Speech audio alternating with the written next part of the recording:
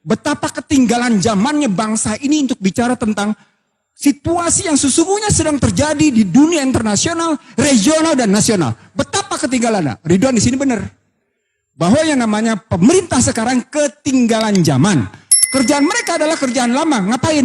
Ngadu domba. Pertanyaan berikutnya, kalau kita sadar mereka ngadu domba, kekuatan apa yang kita punya agar mereka tidak ngadu domba? Bapak sekalian, maaf, secara legal ada dua pernyataan yang mengganggu bagi saya.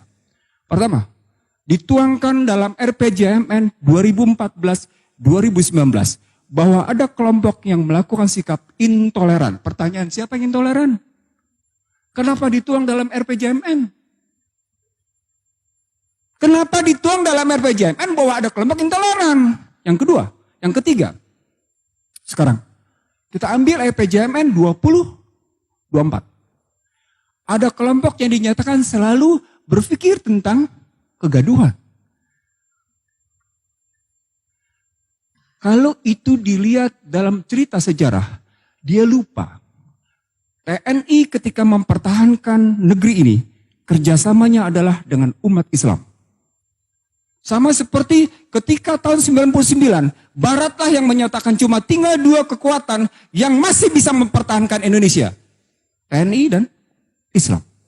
Setelah TNI, balik ini maaf ya karena ini omongan saya dengan beberapa tokoh jenderal sampai akhirnya di tempat bawah saya menggugat tentang Sabta Marga. Satu-satunya sipil saya gugat Sabta Marga di tempat Prabowo Subianto karena saya begitu risaunya saya melihat situasi. Kemarahan saya sebagai satu-satunya sipil di hadapan para jenderal itu yang mengatakan, kemana para tentara itu yang kemudian malah sibuk dengan kekuatannya sendiri. Ini beberapa jenderal bukan satu, 13 jenderal saya ingat betul. Saya bilang, Bapak sekalian,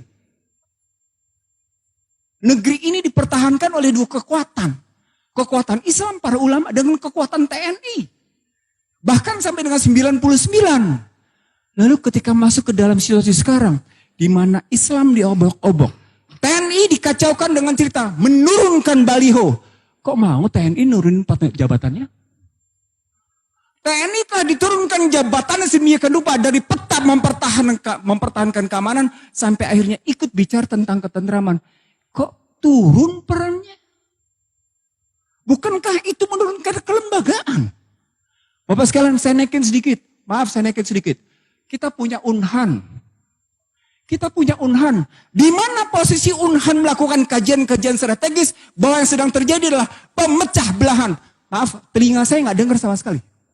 Saya sama sekali tidak mendengar Unhan, baik yang ada di Ponorogo maupun yang ada di Sentul, itu membahas tentang bagaimana perdamaian Indonesia. Dia sibuk bicara tentang perdamaian internasional, tapi dia tidak pernah sibuk perdamaian Indonesia. Itu yang namanya Unhan itu.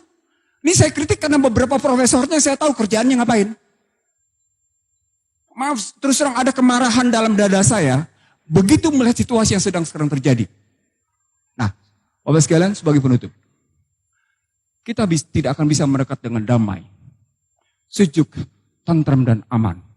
Selama sumber daya alam, produksi, distribusi, dan keuangan tidak sungguh-sungguh tunduk pada konstitusi. Ini ujungnya, tidak akan pernah. Termasuk soal cyber. Saya belajar sedikit cyber dari sahabat saya, Profesor Marsudi. Ini suaminya Bu Retno. Saya harus umumkan. Ini suaminya Bu Retno. Jadi nggak apa-apa, tapi saya tahu persis cara berpikir dia objektif. Cara berpikir sahabat saya satu ini objektif. Jadi kalau kita berpikir sampai sejauh itu, maka sesungguhnya yang disebut dengan proxy and neocortex war, dia berarti ibarat orang bodoh. Ibarat orang bodoh masuk ke kancah peperangan. Dia punya senjata paling konvensional sampai dengan senjata paling mutakhir. Itulah neocortex war dan proxy war. Untuk orang tertentu dia pakai senjata paling konvensional. Untuk orang-orang tertentu dia pakai senjata paling mutakhir. Bapak sekalian, saya tidak bicara di tempat ini. Saya bicara di lembaga penegak hukum. Joko Widodo sukses mengamankan dirinya lewat COVID-19. Itu saya sampaikan bulan Januari 2020. Dan ternyata dilakukan. Apa artinya? Artinya sesungguhnya dia mengidap kegagalan. Sayangnya ketika pada Januari 2017, Rizik Muhammad Syihab mengundang untuk rekonsiliasi dan berdialog, hingga hari ini dia tolak. Saya tidak tahu apakah itu yang namanya Joko Widodo yang menolak atau timnya, saya tidak tahu. Tapi yang catatan saya sejak yang namanya Juni 2017 hingga hari ini sesungguhnya seorang Rizik Muhammad Syihab itu sesungguhnya itu mengundang untuk terbuka berdialog. Dalam dialog saya misalnya dengan Rizik misalnya di Mekah, ayo kita dialog untuk rekonsiliasi. Dalam pandangan saya itu berarti kalau dalam buku saya menyebut ada 7 variabel, itu berarti memang ada sekelompok orang yang begitu kuat sedang mempertahankan kepentingan kelompoknya, kepentingan dirinya. Saya jawab Bapak sekalian, apa itu? Ternyata secara akademik saya berhasil membuktikan. Undang-undang HIP tidak variabel tunggal. RUU tentang HIP bukan variabel tunggal. Dia punya riwayat panjang yang kemudian ini dalam roadmap-nya, saya coba bangun roadmap-nya, terbukti. Nah, itu berarti kita masih punya tantangan. Bang Mizar, saya panggil Pak Mizar dengan abang, karena kedekatan saya dengan beliau, tadi sudah disebut. Saya ingin mengatakan, Bang, kita punya tantangan besar. Bagaimana menghentikan Ekasila ini?